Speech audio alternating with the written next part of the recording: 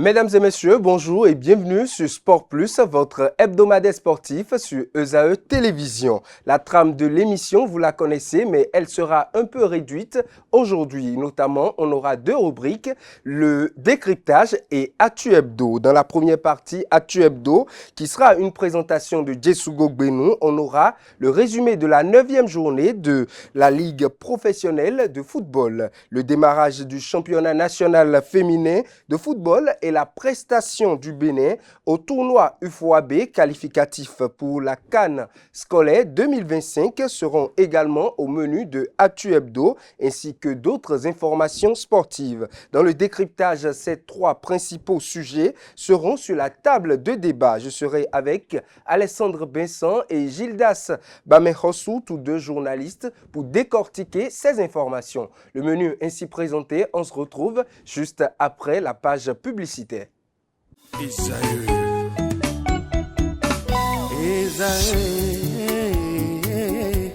Vous recherchez une école de référence pour une double formation universitaire et professionnelle de qualité? Voici l'opportunité à ne pas rater. L'École supérieure d'administration, d'économie, de journalisme et des métiers de l'audiovisuel ESAE vous offre des programmes d'enseignement en licence et en master orientés vers l'emploi qui font d'elle une référence à travers les filières de l'administration générale et territoriale, l'administration du travail et de la sécurité sociale, droit, diplomatie et relations internationales, administration hospitalière, universitaire et intendance, journalisme et métiers de l'audiovisuel et toutes les filières des sciences de gestion. Une seule adresse, www.esae.bj. Rendez-vous dès maintenant sur nos campus ESAE Bedjromende au numéro 90 93 65 21 ou au numéro 98 98 14 00. Paracourt sur le numéro 52 46 12 12. Aboumé-Calavi au numéro 52 88 44 44. Akpaka au numéro 52 88 33 33. ESAE, l'excellence a un nom.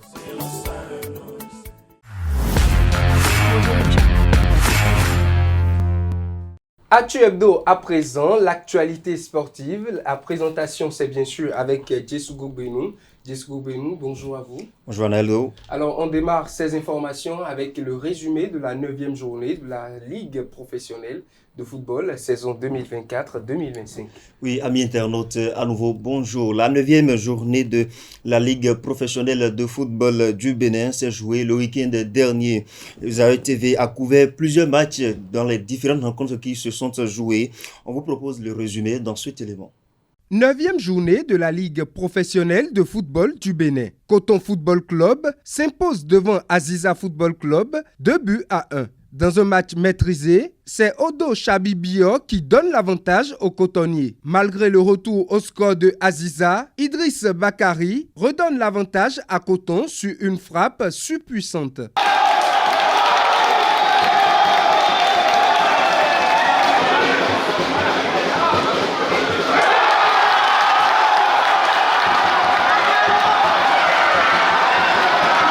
L'AS Cotonou s'est courbé sur ses terres face aux Dragons de l'Ouémé. Score pour les Oranges et Noirs, 1-0.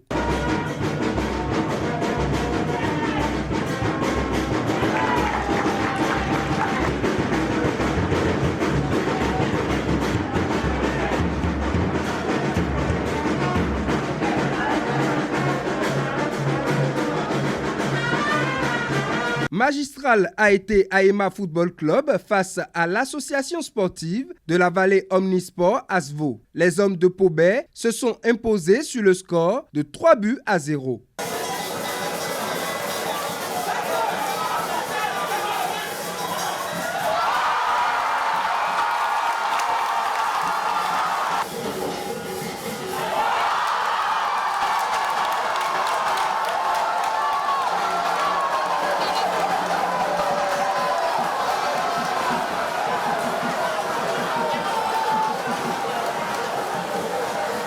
L'AS Police a pris le dessus sur la jeunesse athlétique de Kétou. Avec le minimum, les policiers ont pu inscrire le seul but de la partie.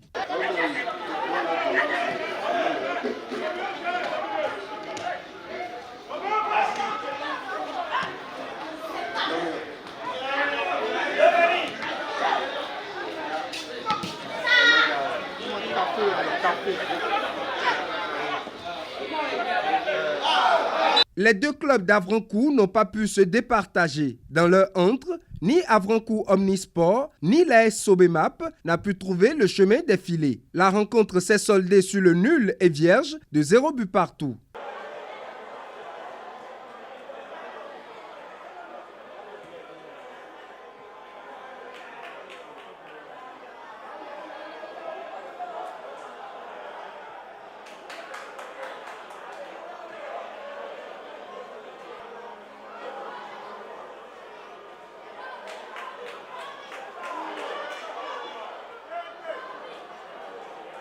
Dans les autres matchs de la poule A, la JSO a fait le nul, 1 but partout devant l'USS Kraké. Match nul et vierge entre Sitatunga et Adjidja Football Club. Aspac décroche sa première victoire de la saison en déplacement chez les Étoiles Filantes. Score pour les Portugais, 2 buts à 0. La JSP a triomphé face aux Requins de l'Atlantique, 1 but à 0. Dans la poule B, Dadje Football Club ne s'arrête plus. Les hommes du Koufo ont obtenu les 3 points de la journée face à Espoir de Savalou avec le plus petit score, 1 but à 0.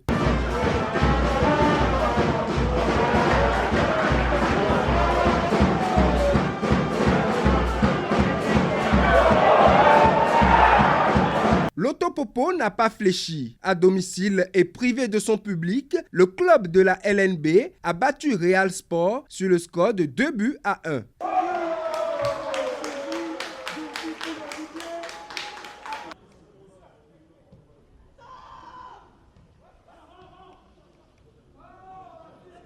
C'est le même score de 2 buts à 1 qui a départagé Dynamique et Hodio. Les hommes de Commun ont obtenu les 3 points.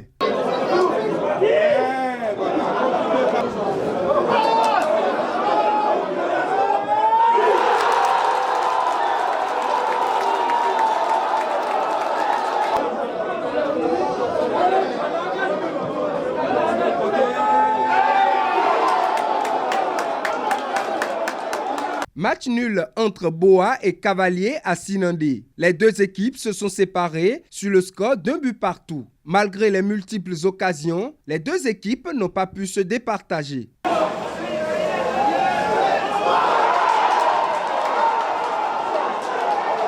Les Buffles du Borgou tombent à domicile face à Dynamo de Parakou sur le score d'1 but à 0.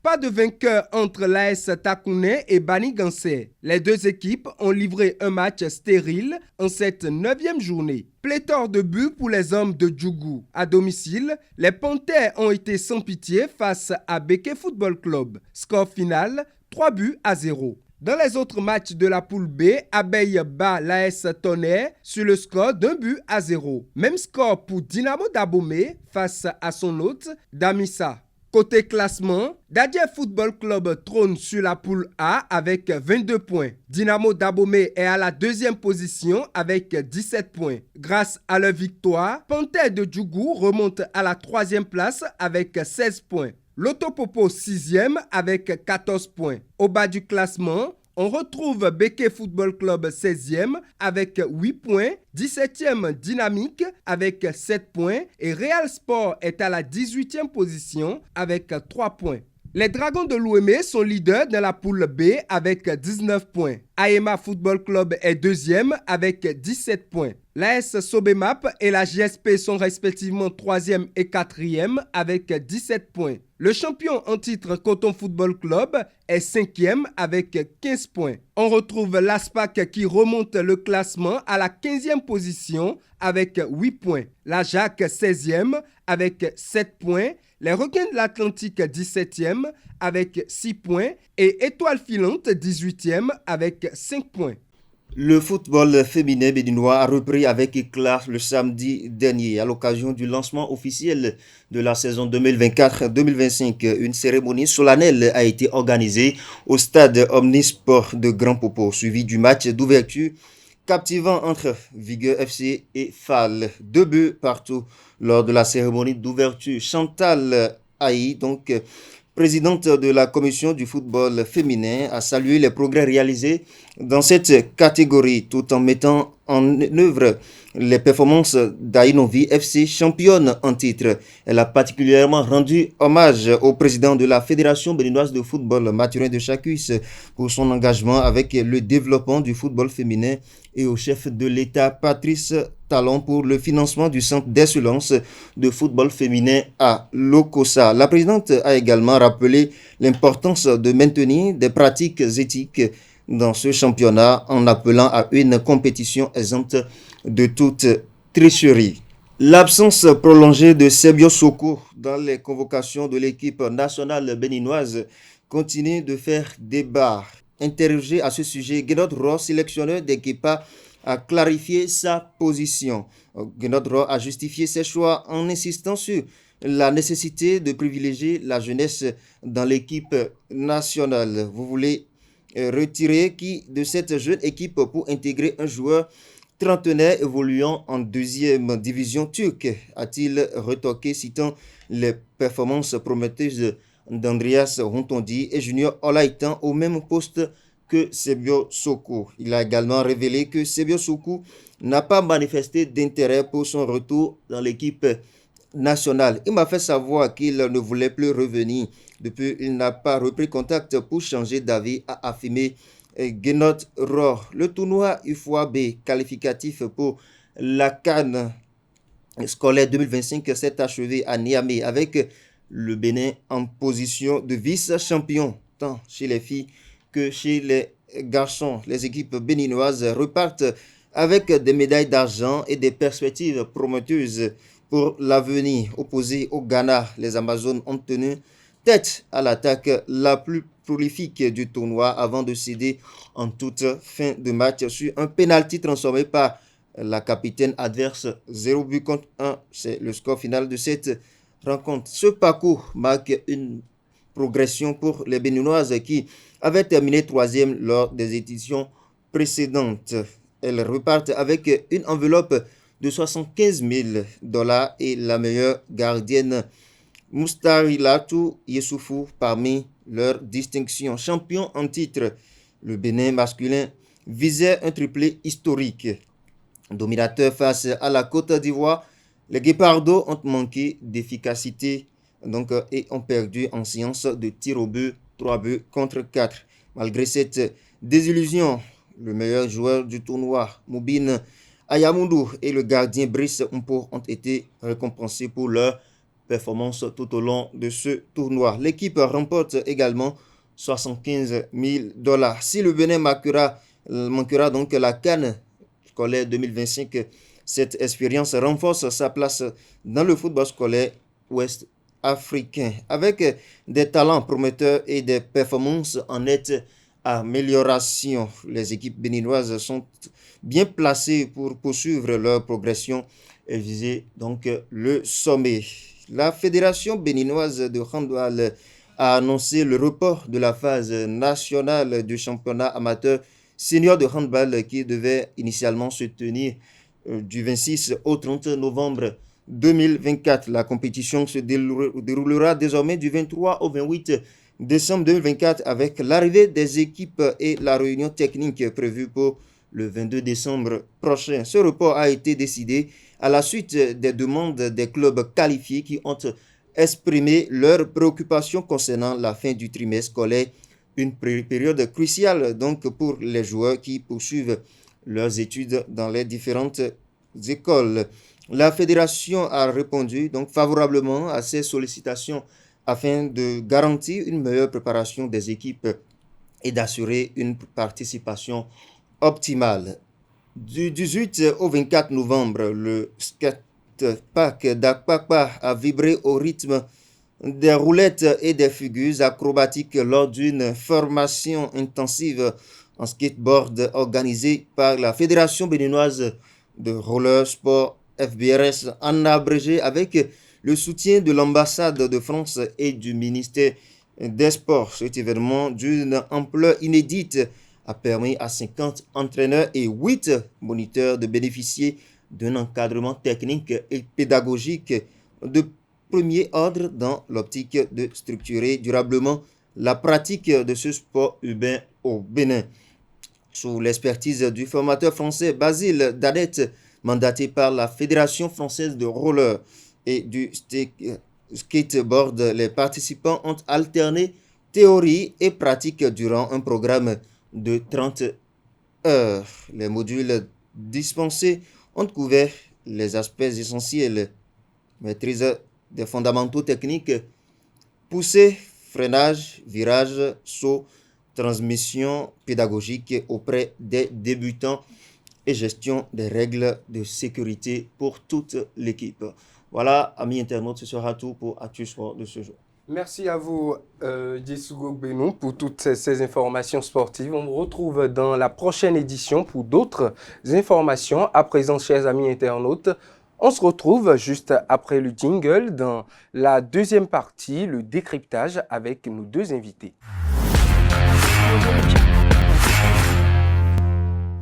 Le décryptage à présent, les invités sont déjà avec nous. Alessandre Vincent, bonjour à vous. Anaël, bonjour et bonjour aux amis internautes de Zayo TV. Bonjour à vous, Gildas. Bonjour Anaël et merci pour l'invitation. Je vous en prie, c'est un plaisir de vous retrouver, comme d'habitude, comme le mercredi passé. Et pour aujourd'hui, nous avons 3 sujets pour le décryptage, notamment la 9e journée de la Ligue professionnelle de football, le démarrage du championnat national féminin et bien sûr le tournoi UFOA-B, tournoi qualificatif pour la CAN scolaire 2025. On va démarrer par la 9e journée de la Ligue professionnelle de football et on démarre avec vous, Alessandre Vincent, Coton Football Club qui arrive à prendre le dessus dans sa rencontre 2-1 face notamment à Aziza Football Club. Oui. Il faut quand même dire que sans tambour ni trompette, le champion en titre a commencé par prendre quand même des couleurs. Coton qui, comme la saison écoulée, est en train de nous montrer pratiquement le même visage. Une formation qui fonctionne pratiquement pour moi en mode diesel. Ça n'inquiète pas trop, mais néanmoins ça rassure sur le terrain. Et je pense que l'essentiel c'est qu'on arrive à glaner le maximum de points, surtout que nous avons une course de fond sur ce championnat qui fait 34 journées et à la fin c'est celui qui aura l'occasion d'engranger le maximum de points qui pourra vraiment être aux anges. Donc le club de Ouidah, il faut quand même dire que ça évolue, ça monte sans pouvoir faire de bruit. Néanmoins l'essentiel c'est de prendre les 3 points et qu'à continuer quand même. Ça monte peut-être, mais est-ce que ce n'est pas une victoire qui est un peu tiré puisqu'on voit Coton prendre l'avantage, mais rattrapé par les jeunes d'Aziza, une équipe qui n'a pas forcément de moyens comme le club des cotonniers. Et à la dernière minute, pratiquement vers la fin de la rencontre, Coton reprend l'avantage. Est-ce que ce n'est pas une victoire qui est pénible, une victoire pénible qui cache encore un peu les difficultés de cette équipe? J'aimerais vous reposer une question avant de répondre. Est-ce qu'au bout de cette victoire, il y a 3 points? Il y a forcément 3 points. Il y a 3 points. Alors si ce sont les 3 points qu'on même cherche, si c'est pénible, même si c'est face au Barça, une fois que ce sont les 3 points que vous avez, moi je pense qu'on n'a plus raison de se poser quelques questions. C'est vrai c'est-à-dire que c'est le adversaire champion plus en titre. redoutable mettra en péril peut-être cette équipe. C'est vrai, vous avez raison. Un champion en titre face à cette équipe de Aziza qui est en train de se battre pour essayer de rester dans l'élite du championnat béninois, du football béninois. C'est vrai, on peut se poser des questions quand Coton FC a du mal à battre ce genre d'équipe facilement. Mais rappelez-vous que la plupart des petites équipes ont tendance à titiller ces grandes équipes-là, comme Lotopopo, comme Coton, comme Dadia FC, comme Dragon, pour montrer qu'elles aussi, elles ont les capacités de jouer le haut niveau et d'espérer pourquoi pas remporter le titre. Donc si Coton s'est fait titiller, ça n'étonne personne et Alessandre vient de le dire, l'année dernière Coton, c'est ce que Coton nous a montré lors de la Super League Pro. Voilà, petitement Coton en début de saison avait du mal à montrer son talent, son football qu'on lui connaît, mais finalement qui a fini champion, c'est Coton FC. Donc avec Coton, c'est un peu comme les enfants savent courir, mais ils ne savent pas se cacher. Finalement, c'est Coton qui va les retrouver, qui va les rattraper, qui va les dépasser. Et Coton va finir champion. Mais bon, le football nous réserve beaucoup de surprises. Et si Coton continue de faire des prestations comme ce qu'on a vu face à Aziza, où Coton a eu du mal à se défaire de cette équipe d'Aziza, je pense que Coton aura fort à faire si Coton ne se reprend pas très vite. Alors, on a parlé du champion en titre, on parlera maintenant du vice-champion en titre, Dadje Football Club, qui, contrairement à Coton, a pris les choses très vite en main. Dadje, la saison passée qu'on a vu, du début jusqu'à la fin, resté toujours dans l'élite avant de terminer deuxième à la fin du championnat. Dadje garde sa position de leader en gagnant à l'extérieur comme à domicile pour cette journée. Dadje a défait l'équipe de Espoir de Savalou à Aplahoui sur le score d'1-0. Dadje confirme aujourd'hui, Gildas, sa suprématie dans cette poule. Bon, moi, je suis pas trop étonné de cette encore que Dadje a pris le large, 22 forme. points. Le concurrent dans le groupe a 17, 5 points de différence. Moi, je suis pas étonné parce que Dadje est sur une continuité. Dadje a bien fini la saison dernière. Dadje a joué les compétitions continentales, et même si ce sont les tours préliminaires, au moins Dadje est le seul club béninois.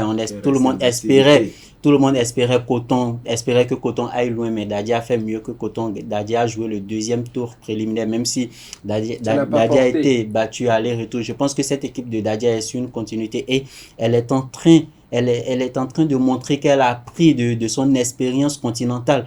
Aujourd'hui, on peut dire que Dadje a un niveau un peu plus élevé que les autres clubs de notre championnat, excepté Coton, pour ne pas trop comparer. Voilà, mais je pense que Dadje est en train de nous montrer que Dadje a la possibilité de représenter valablement le Bénin, le football béninois sur la scène continentale.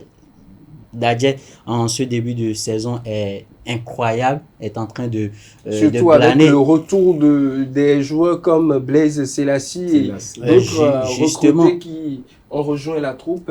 Dadje est plus qu'en forme. Justement, et je pense que quand on va entamer la Super League Pro, ça sera pareil. Et quand on va entamer la ligue, la première ligue, le championnat, la première division, voilà. Je pense que je donne Dadje favori parce que moi, cette équipe de Dadje, si elle continue, si les joueurs de Dadje sont épargnés des blessures qui n'avertissent pas avant de venir, si cette équipe-là continue sur cette lancée-là, moi, je pense que Dadje va finir champion de ce championnat-là. Alors, Dadje déjà c'est trop tôt de le dire, mais comme le prochain champion peut-être, mais reconnaissons, cette équipe a gardé sa constance, cette équipe a gardé sa suprématie. On connaissait Dadje depuis la saison passée, qui gagne plus de matchs à l'extérieur, même qu'à domicile. Une équipe qui prend très vite ses adversaires sur le terrain. Aujourd'hui, Dadje confirme dans ce début de championnat. Nous sommes à la 9e journée et je crois juste une seule défaite pour Dadje. Sinon, ce n'est rien que des victoires et un match nul pour le club d'Aplahoui. Effectivement, Dadje qui, depuis la 5e journée où Dadje a pris les commandes au niveau de la zone et de la pôle A, Dadje n'a plus lâché, c'est rien que des victoires.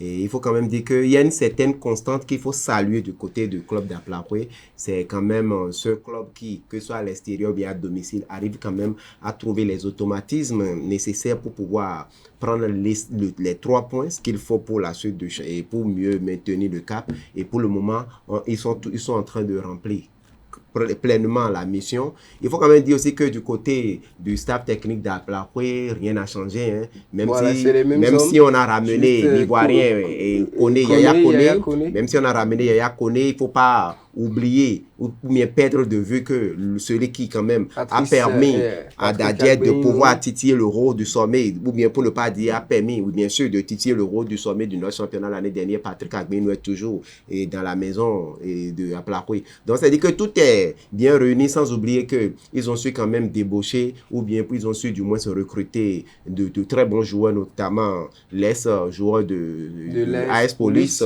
qui aujourd'hui se retrouvent à près de 6 ou à 7 buts marqués déjà. C'est quand même En 9 journées. en 9 journées qui se trouve à Quand 6 il a sur rejoint 27. l'équipe vers la 4e journée. Exactement, mais néanmoins, à la 4e journée, déjà, le compteur, il s'affole déjà les compteurs en termes de buts. C'est dit quand même que du côté d'Aplaroué, tout y est du moins, c'est que Dadier va simplement confirmer sur la durée parce que Dadier est pratiquement le seul club béninois, il faut dire, qui est resté plus en compétition de la fin de la saison dernière jusqu'au début de cette saison. C'est important de le Juste rappeler. après le premier tour comme préliminaire de Coupe africaine, Coton est sorti du jeu, mais Dadier a eu le temps de se préparer pour aller jouer la RS Berkane. On a vu des équipes comme Aspac, comme Loto qui Oui. sont allés se réfugier dans d'autres pays pour se préparer. Mais il faut quand même dire que Dadier, la préparation était intense de la fin de la saison où on a vu l'équipe émerveillée terminer deuxième. Ils n'ont pas arrangé les clics et clacs, ils ont continué le travail. On les a vus en compétition africaine. Et juste après la fin des compétitions africaines, le championnat est déjà là. Ils ont entamé. Donc, c'est que le coach Yaya a eu le temps quand même de profiner correctement son système de jeu. Il a eu la chance de retrouver également en recrutant de très bons joueurs pour étoffer également le groupe. Aujourd'hui, le résultat y est. Maintenant, on espère vivement qu'ils vont confirmer vraiment sur la durée. C'est vrai qu'en 4 journées déjà, ils sont toujours à la tête. Espérons que vraiment cette dynamique plus pour continuer pour la suite du championnat. Il y a quelque chose qu'il faut rappeler, c'est incroyable ce que Dadier est en train de faire. Vous n'êtes pas sans savoir qu'avant les compétitions, les éliminatoires les coupes africaines, Dadier avait un problème interne où il fallait changer le nom et il y avait... au niveau de la direction, il y a tout. Même au niveau de la présidence aujourd'hui, nous ne savons plus clairement qui est le président. Voilà, malgré cette situation-là, ça n'a pas... Comment dirais-je, ça n'a pas affecté le moral des joueurs, ça n'a pas eu un impact négatif sur les joueurs s'en foutent de tout ce qui se passe. Nous, chez eux, ce qu'ils veulent, c'est la victoire et être payés, et je pense que c'est le plus important. Et la plupart des clubs ou des joueurs qui, même sur le terrain, à la fin d'un match, se plaignent déjà de leur prime de match, tout ça, je pense qu'ils doivent aller à l'école de Dadier parce que les joueurs de Dadier ont une mission: glaner le plus de points et finir en tête de ce championnat-là, de ce classement-là. Et moi, je pense que c'est... On a vu ce club la saison passée qui avait la soif de gagner. On a vu le club finir sans salaire parfois, mais qui gardait la tête. Aujourd'hui, quand la Sonep prend les rênes, ils ont l'argent, ils ont les salaires aujourd'hui. Oui, donc je crois qu'ils donnent. Il y a tout ce qu'il faut pour avoir le résultat. Les joueurs, leur mission, c'est de pouvoir décrocher les 3 points, gagner le maximum de points pour permettre au club d'atteindre les objectifs de la saison. Pour le moment, ça joue correctement. Et on a quand même vu également la société sportive Sonep Sport qui, avec ce conflit de maillot, on a vu dernièrement, pour ne pas dire la journée dernière, on a quand même vu Dadier aborder un maillot qui montrait clairement Dadier au dos et qui montrait également la société sportive de. Pour moi, je pense que ces choses qui ont ramené de Guégué par le passé sont déjà arrangées et les joueurs également sont en train de jouer leur mission correctement. Effectivement, de l'autre côté, du côté de Grand Popo, on a vu Loto Popo prendre le dessus dans un stade entièrement vide, le dessus sur Real Sport. Loto Popo qui traîne toujours quelques tas, mais qui a réussi à prendre le dessus sur cette équipe de Savet. Real Sport 2-1. Oui, je pense, et c'est comme on appelle jouer le match à huis clos de la dernière fois de Loto Popo. Je rappelle que c'est 2 matchs à huis clos que Loto Popo doit jouer. C'est malheureusement suite aux incidents survenus lors de la rencontre Loto Popo Rodio du côté de Grand Popo où, selon ce que j'ai lu, il y a des supporters qui ont jeté des sachets ou bien des trucs à dos. Finalement, la commission, la sanction est tombée sur le club de Grand Popo. Au fait, c'est là où les supporters, surtout l'association des supporters, ils doivent vraiment jouer pleinement leur rôle. Je pense que accompagner l'équipe, on ne vous demande pas simplement de mettre de l'argent, mais accompagner de manière saine. Permettez à l'équipe de pouvoir sentir que vous êtes derrière elle. Malheureusement, la dernière fois, ils sont restés au dehors parce que c'était à huis clos. Mais l'équipe a su quand même. Je vous avoue qu'ils n'étaient pas dans le stade, mais ils étaient présents. En train de faire du bruit. Sur les murs du stade, les supporters étaient là. Ils faisaient du bruit dehors. ils supportaient, mais le public avait le club il avait besoin du 12e dans les tribunes. La place du 12e était dans les tribunes. Donc, avec ces sanctions, j'espère vivement que les responsables au niveau de l'association des supporters du côté de l'Autopopo seront vite saisir la balle au bon pour vraiment faire passer le message, parce que le stade, dans un stade là, il n'y a pas de place à la violence. C'est le fair play. Vous sortez, c'est le fair play sur le terrain. Hors du terrain, c'est le fair play. Le football, un stade, c'est comme une église. On vient pour pouvoir faire l'amour, on vient pour faire la paix, autant pour moi. Donc, les supporters doivent comprendre. Pour revenir sur le terrain, je pense que le club de Grand Popo a quand même su faire l'essentiel. Comme on a dit pour Coton tout à l'heure, et comment on appelle, l'Autopopo qui, depuis un bon moment, enregistre plus de matchs nuls. L'Autopopo qui peine vraiment à mettre son système, son jeu, on le connaît la saison écoulée, et c'est normal parce que il y a eu beaucoup de changements au niveau du club, que ce soit au niveau du staff technique, que ce soit au niveau pratiquement de l'effectif du club, puisque l'entraîneur sénégalais Gueye qui est venu, il a ramené dans sa valise un bon nombre de joueurs. C'est dit quand même que lui aussi il est venu en tant que patron de l'encadrement technique mettre en place son effectif pour pouvoir bien impacter, permettre et montrer aux responsables qu'ils n'ont pas menti en leur confiant l'équipe, mais pour le moment ça ne prend pas. Mais avec la victoire de ce week-end et face à Real Sport, je pense que c'est quand même bien pour le moral. On espère maintenant voir le club de Grand Popo vraiment récidiver, confirmer face à son prochain adversaire pour montrer vraiment que la lumière a commencé à jaillir au niveau de l'Autopopo. Et quand vous parlez de lumière qui a jailli, enfin, cette lumière est allée dans la maison des portuaires. On a vu depuis plus de 8 journées l'ASPAC, l'association sportive du port autonome de Cotonou, qui n'a pas du tout connu de victoire dans cette saison, que des matchs nuls et quelques défaites. L'ASPAC retrouve la victoire après 9 journées, 3 points sur cette équipe des étoiles filantes. En déplacement en plus, ASPAC prend le dessus 2-0. Selon vous, les choses ont finalement tourné ou cet enfant qui était le malheur des Bon, moi, je dis souvent quelque chose. Tout le monde ne peut pas faire un début de saison parfait. Il n'y a rien à dire. Mais on a vu à SPAC la saison passée, cette équipe ne se débarrasse pas du nul. C'est pratiquement la même chose cette saison. C'est 9 matchs. Bon, si on laisse la 9e journée, c'est 8 matchs. Je crois 2 matchs et 2 défaites. Et pratiquement 6 matchs nuls et une victoire lors de la 9e journée. Je pense que pour ASPAC, je ne suis pas trop surpris parce que la saison passée, c'est sur l'ensemble de la Super League, c'est 12 matchs nuls, je crois bien. J'ai suivi un peu, j'ai suivi 2 matchs de ASPAC cette saison. C'est une équipe qui joue beaucoup derrière. ASPAC a tendance à beaucoup plus défendre qu'à jouer un peu plus haut. Et quand vous défendez, vous ne pouvez qu'enregistrer plusieurs nuls sur une saison. Et ASPAC est resté toujours dans la logique de ce club-là, voilà, de ce qu'il faisait la saison dernière. Et cette saison également, ça a repris. Et je pense que c'est important puisque nous allons passer à un championnat à plusieurs divisions. Si ASPAC veut vraiment rester dans l'élite de ce championnat-là, doit revoir son jeu. Et moi, excusez-moi, c'est pas pour attaquer quelqu'un, mais moi je pense que le coach de ASPAC, quand vous suivez, je suis pas coach. Adam Sarazi, il a déposé les tabliers. Voilà, depuis bientôt 2 journées. Pour le moment, le club est confié à l'ancien coach de AS Cotonou, Richard Biot, qui est au niveau de la direction technique du club. Je pense que c'est Richard Biot, si je ne me trompe pas avec le communiqué rendu officiel par le club, c'est Richard Biot qui est aux commandes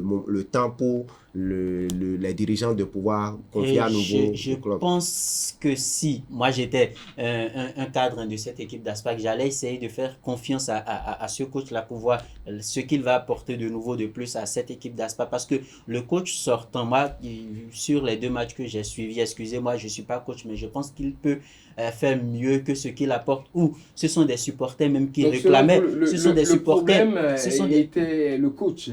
pas Au trop. niveau de la technique. Les responsabilités sont partagées, mais au niveau du coach, ou quand vous allez suivre un match de Aspac, et ce sont les supporters qui réclament le remplacement, Non, mais qu'on fasse sortir un joueur. Et tout le monde, excusez, tout le monde voyait que ce joueur-là ne répondait pas du tout. Il gâchait beaucoup de balles, il ne répondait pas, il n'était pas dans son jeu. Donc, en tant que coach, et quand vous jouez déjà à la 80e minute et vous ne sortez pas ce maillon faible là de votre équipe, et que ce soit les supporters qui demandent, je me dis, mais est-ce que ce coach-là est libre de ses choix? Est-ce que quelque part, c'est pas les dirigeants de ce club-là qui disent, mais voilà l'équipe que tu dois aligner, voilà, parce que c'est des choses qui se font également dans notre championnat, donc je préfère ne pas en parler. Mais si un coach qui a du talent, qui a été acheté pour avoir de bons résultats, n'arrive pas à produire ces résultats, il faut se poser des questions. Mais moi, si à l'interne, il n'y a pas de souci dans l'effectif ou dans, comment dirais-je,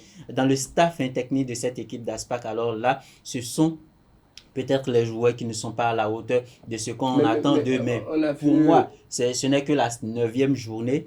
Ça fait une victoire maintenant. Pourquoi pas? On espère que cela s'enchaîne. Ça va s'enchaîner. S'il reste avec ce coach-là, Bio, qui était resté avec AS Cotonou la saison dernière, on a vu ce qu'il a prouvé avec cette équipe d'AS Cotonou. Donc, si on essaie de lui accorder ne serait-ce qu'une petite chance de faire un temps avec cette équipe du port autonome de Cotonou, je pense que la mayonnaise va prendre, Aspac va renouer avec la victoire. Alors, Alessandre Besson, également de votre côté, où voyez-vous le problème de cette équipe d'Aspac? On sait que l'équipe a recruté beaucoup de joueurs. Nous avons eu même l'artificier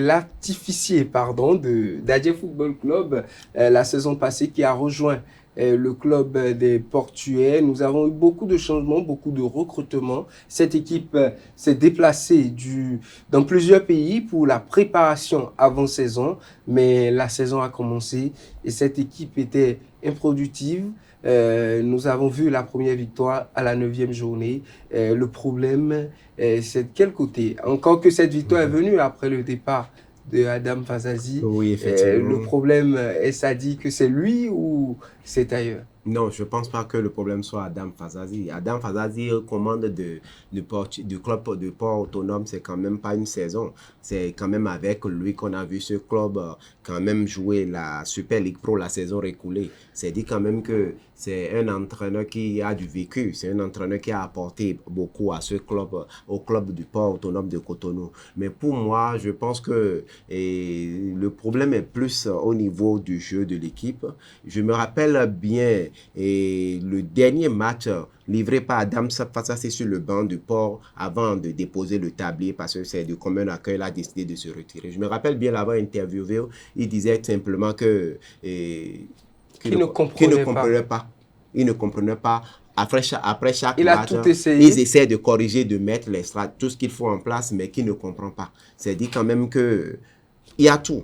Ils ont les joueurs, mais ça ne répond pas. Je crois que c'est la seule équipe que j'ai vue. Je ne sais pas ce qui se passe au niveau des autres, mais les joueurs jusqu'à des psychologues après les matchs qui pour le permettre. Donc, mais je pense que cette victoire qui est quand même cette victoire à la 9e journée, peut-être que ça va être le déclic pour permettre aux jeunes de pouvoir reprendre vraiment des couleurs pour aller de l'avant, pour pouvoir titiller encore plus au niveau du classement. J'espère vivement qu'avec Richard Bio saura vite trouver ce qui ne marchait pas pour que l'équipe puisse donner le meilleur, l'équipe puisse vraiment aller de l'avant. Mais en face également, il ne faut pas oublier que Étoile Filante, c'est pratiquement l'un des clubs qui joue vraiment le bas du classement. Voilà. Qui joue donc, ce n'était pas un adversaire vraiment... Donc, pour moi, ce n'est pas du tout un adversaire de taille en tant que tel pour Aspac, mais l'essentiel, c'est les 3 points. Nous l'avons dit tout à l'heure.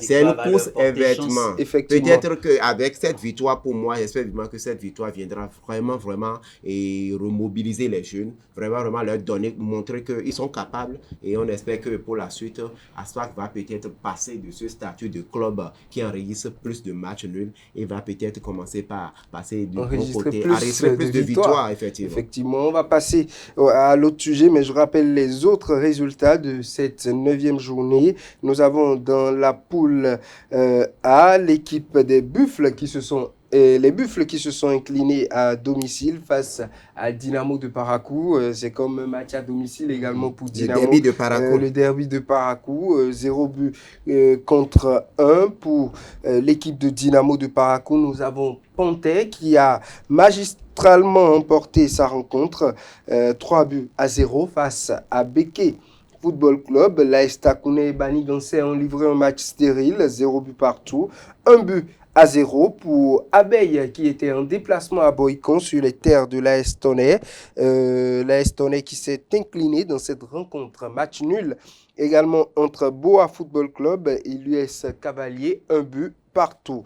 Dadje l'a emporté, 1 but à 0 face à Espoir de Savalou. Nous avons Dynamique qui s'est incliné face à l'équipe de Hodio, 2 buts contre 1, 2 buts pour Hodio et 1 but pour Dynamique Football Club. Dynamo d'Aboumé l'a emporté à Aboumé, Damissa Football Club, 1 but à 0. Victoire pour l'Autopopo, 2 buts à 1 face à Real Sport de Savet. De l'autre côté, l'AS Police a eu la victoire 1 but à 0 face à la Jacques. Le derby de Avrancourt n'a pas donné de vainqueur. Avrancourt Omnisport et l'AS Sobimap se sont séparés dos à dos sur le score de 0 but partout. AEMA s'est lourdement incliné, 0 but contre 3 face... Asvo. Asvo s'est lourdement incliné. AEMA s'est imposé en déplacement du côté de Pobet, 3 buts à 0 pour les hommes de AEMA. Nous avons la jeunesse sportive de Ouida, la GSO, qui a fait un match nul, 1 but partout, face à l'USS Kraké, et Adidja et Sitatunga se sont séparés sur le score nul et vierge de 0 but partout. L'AS Cotonou s'est incliné à René Pleven face au Dragon de Louémé qui l'ont emporté 1 but à 0. 2 buts à 1 pour Coton face à Aziza, et les étoiles filantes ont concédé la défaite en face des Portuais, 2 buts à 1 pour l'ASPAC, 2 buts à 0 pour l'ASPAC. La jeunesse sportive de Pobet a eu la victoire 1 but à 0 face aux requins de l'Atlantique. Côté classement, on note que Dadje Football Club est en tête de la poule A avec 22 points, suivi de Dynamo d'Aboumé avec 17 points. Panthère est à la 3e position avec 16 points. On retrouve Lotto 6e avec 14 points. Les Buffles sont 8e avec 13 points. Et au bas du classement, on retrouve Real Sport avec 3 points à la 18e position. De l'autre côté, les Dragons de l'Ouémé sont en tête avec 19 points. Nous avons AEMA 2e avec 17 points. Sobemap 3e avec 17 points également. La GSP avec 17 points et 4e. Coton Football Club 5e avec 15 points. Nous avons Aspac qui a remonté et se retrouve aujourd'hui à la 15e position avec 8 points, et la Jacques est 16e avec 7 points. Requin 17e avec 6 points, et nous avons les étoiles filantes qui sont au pied du classement avec 5 points. On passe à présent au démarrage du championnat national féminin, le championnat de football qui a pris son envol ce week-end. Alessandre Vincent, les filles retrouvent les pelouses. Déjà, qu'est-ce que cela annonce cette saison déjà? Il faut dire que c'est la course à l'association de Ainovi qui est lancée officiellement du côté du stade Omnisport de Grand Popo le samedi 23 dernier.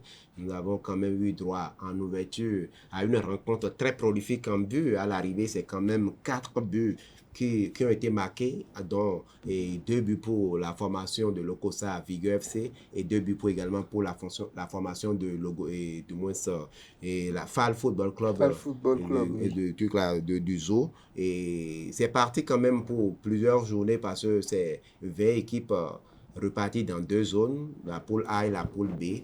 On a connu la première journée, comme je l'ai dit, avec cette rencontre de la poule B entre Vigueur FC et FAL, 2 buts partout. La suite de la première journée est prévue pour le samedi prochain, le 30 novembre prochain, sur l'ensemble du territoire national.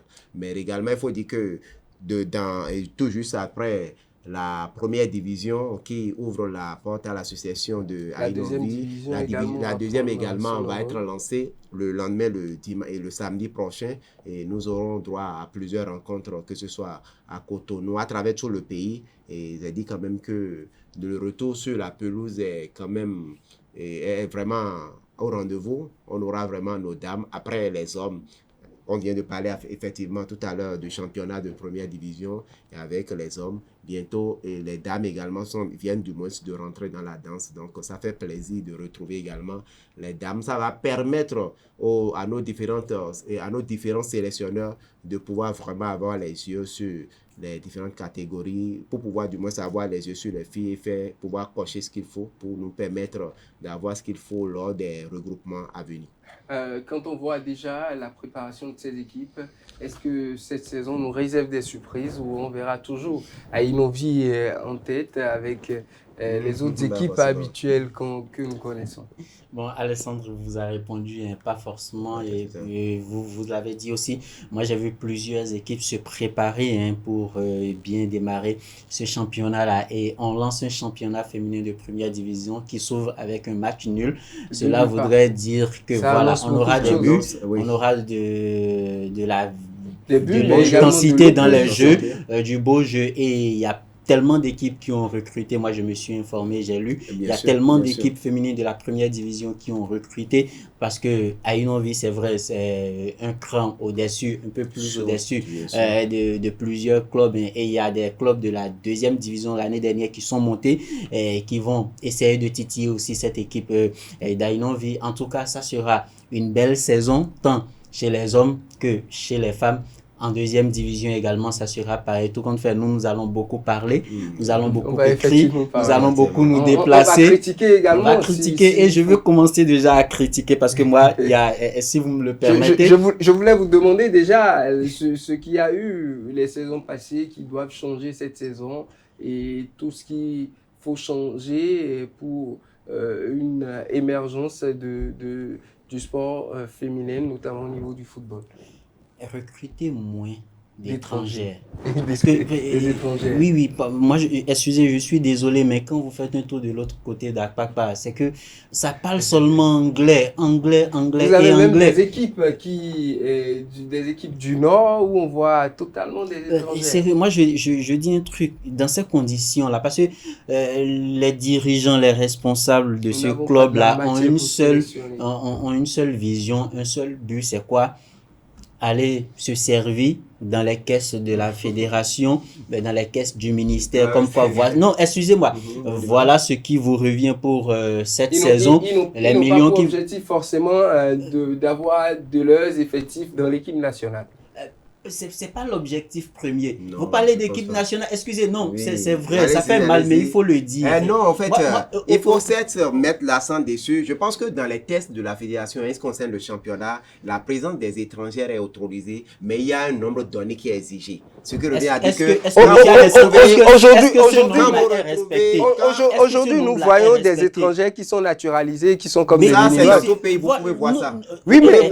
Non, attendez. Quand on va sur la scène continentale, la présence des étrangers, bien des étrangers dans un championnat, ça a pour objectif de tirer le championnat vers le haut. On a cette même chose qu'on est en train de décrire. Nous l'avons dit également au niveau des hommes. Vous savez le nombre d'étrangers qui sont autorisés au niveau du championnat professionnel au niveau des hommes.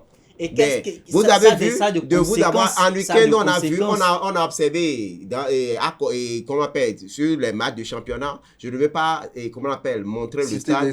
Je ne vais pas même citer l'équipe Betuka, mais moi j'étais sur une rencontre où ça ne parlait que d'anglais, de trucs là. Mais c'est des gens. Il y a un nombre donné pour les expatriés. Le championnat, pour le championnat, moi je vais plus mettre l'accent, c'est-à-dire pour moi, pour ce championnat.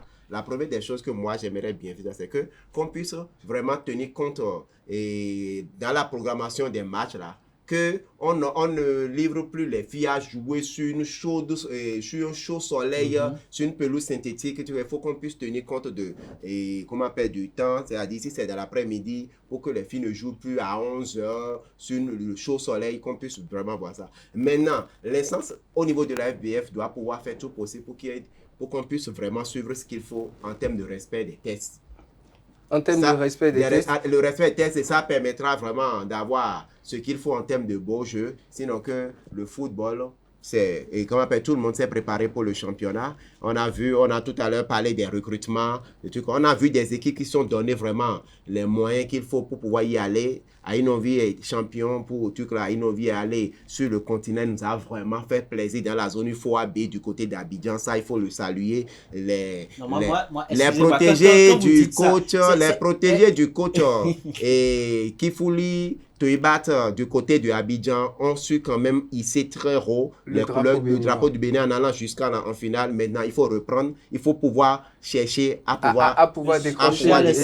Et ça passe par le championnat. Elles sont allées en finale, elles ont remporté quoi? Non, c'est pas ça. Moi, je dis un truc, ce sont ces limites-là que nous imposons. On ne se fiche pas de limites, on ne se fiche pas de but. Le club nigérien ou bien les clubs de la... Vous avez vu du côté du Maroc, la Ligue des Champions, vous avez vu le niveau de jeu, vous avez vu. C'est-à-dire que le problème n'est pas forcément le club. La régularité du championnat va vraiment permettre à nos filles d'avoir des compétitions dans les chambres et ça va nous permettre vraiment d'aller titiller d'autres nations lorsqu'on sortira de notre moi, au fait, vous voyez un truc. Je suis bien d'accord avec toi avec la limitation des étrangers dans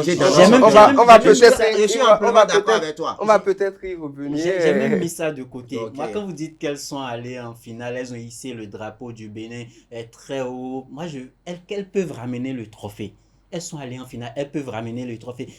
Par exemple, les Marocains vont en demi-finale de la Coupe du Monde, se font éliminer par la France. On dit que les Marocains ont déjà trop fait. Non, cette équipe marocaine pouvait battre cette équipe française. Donc, il y a certaines limites que on se met certains barrières, on se dit, mais si le Maroc est déjà allé en demi-finale d'une Coupe du Monde, le Maroc a déjà trop fait. Si Ainovi est allé en finale et elle n'a pas remporté le trophée, Ainovi a déjà trop fait. Non, moi je pense qu'on peut mieux faire. Vous aurez compris. En argument, il ne faut pas oublier d'où on vient avec le football féminin au Bénin. Je pense que c'est de là. J'allais déboucher sur les autorités qui dirigent ce football-là. On va revenir sur le football féminin. Rapidement, un dernier tour de table pour la prestation, pour commenter rapidement la prestation du Bénin, en homme et en dame, au tournoi UFOA qualificatif pour la CAN. Rapidement. Oui, je vais, même si ça paraît un peu tout là, moi je salue le parcours des dames, des filles comme des garçons du côté du Niamey pour la compétition de l'UFOA, le champion pour le truc scolaire. On a vu les Béninois et Béninoises en finale. Malheureusement, on a eu double revers. Nous avons perdu les deux finales. Les hommes n'ont pas su conserver leur titre. Les dames qui ont été détrônées il y a un an du côté de Lomé n'ont pas su revenir sur le toit de la zone UFOA B.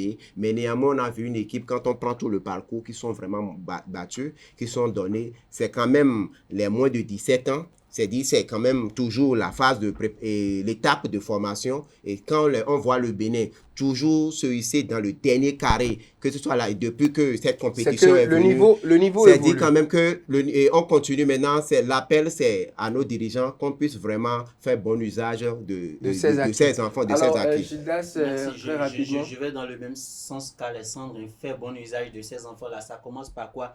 À donner un terrain digne de nom à ces enfants-là. À ces enfants à travers les CEG. On en avait parlé, merci. Alessandre, on connaît cette équipe le CEG Saint-Rita. Du CEG Saint-Rita, mais jusqu'à maintenant, les enfants n'ont même pas un terrain digne du nom. Je suis allé fouiller, regardez les U17 ivoiriens. Ils s'entraînaient à Cocody, là où les guépards allaient faire leur entraînement. C'est là que ces enfants-là vont s'entraîner. Sur du gazon.